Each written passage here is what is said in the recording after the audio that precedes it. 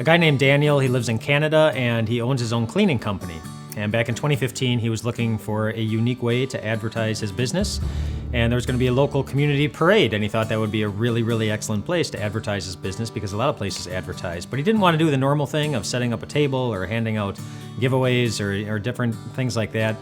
Instead, he decided to go in a very different direction. Instead of any of those normal things, he decided to fly over the parade in a lawn chair. Like if you've ever seen the movie Up, where an elderly man attaches balloons to his house and floats away, I mean, that's fiction. But Daniel actually did that in reality, not to a house, but to a lawn chair. He tied 100 helium balloons to a lawn chair. He sat in it, and it lifted him above the parade as a banner advertising his business flew behind him, and he got airborne. He went about 14,000 feet in the air. At one point, a 747 jet flew underneath him. He realized once he got in the air, he didn't know how to steer. He hadn't thought that far through, and so he never actually got to the parade. And after about an hour of floating in the air, after he was about 6 miles away from the parade, he started getting kind of scared because the wind started blowing him around, and he felt very, very unsafe. So once he got a little bit closer to the ground, he unbuckled himself from the lawn chair and fell down to the ground. I believe he rolled his ankle or broke his ankle. He got hurt in some kind of way, and then he was arrested. And Daniel, who eventually got a nickname. The news people started calling him the Balloonatic. Daniel eventually had his day in court for apparently not getting permission to fly a lawn chair over a parade. And in court, the judge handed him a $20,000 fine. And it was after he got the $20,000 fine that Daniel said in front of the court that he would do it all over again, that it was entirely worth it, that it was the greatest experience of his life. So in other words, a great life, according to Daniel, is one in which he gets to fly over everybody in a balloon-powered lawn chair. What's your definition of a great life? I want you to think about it this way. Imagine that you and Jesus are walking along, just the two of you. And at one point he stops, and he looks at you and he says,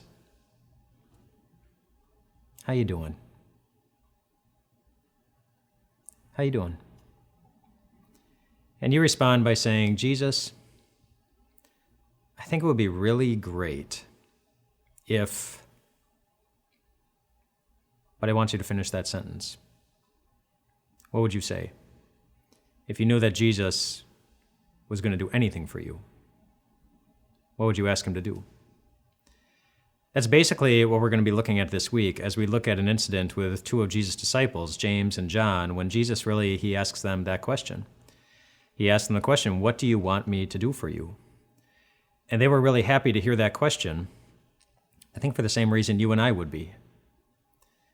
Because we sometimes wonder if we're going to be okay. I don't know what was on their minds that day when Jesus talked to them, but maybe you wonder if your marriage is going to make it. Maybe if you wonder if your kids are going to keep their faith. Maybe you wonder if the cancer is going to go away. Maybe you wonder if your life is making any kind of real difference or if anyone's going to miss you when you're gone.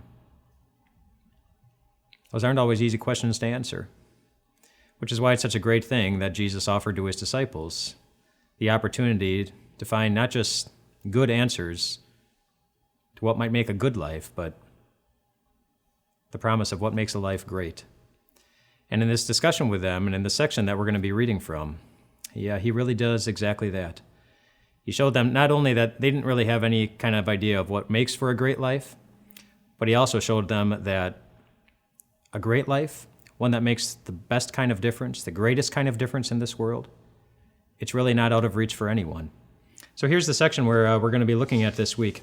Kind of a longer section, but it goes like this. It says, "Then James and John, the sons of Zebedee, came to him, to Jesus.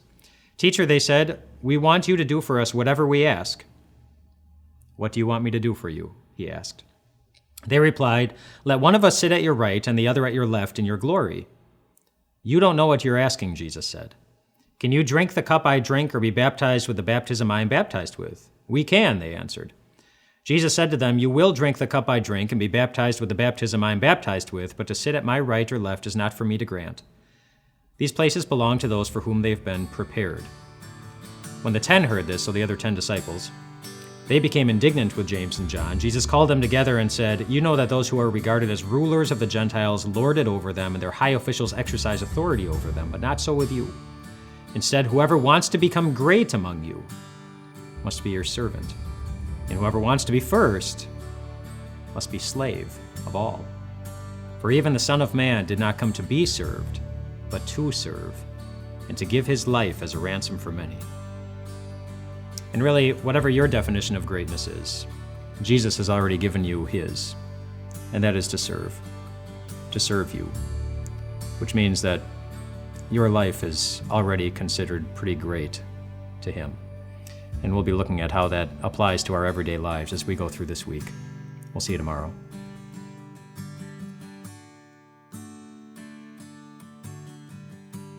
Hey everyone, Pastor Mike here with Time of Grace. Thank you so much for checking out our podcast, and we'd love for this podcast to be a blessing to you in the days to come. So if you could share this podcast, subscribe so that every episode ends up in your feed, or just leave us a review, we would love more and more people to hear this message so that their lives can be surrounded and blessed by the grace of God. Thanks again, and have a wonderful day.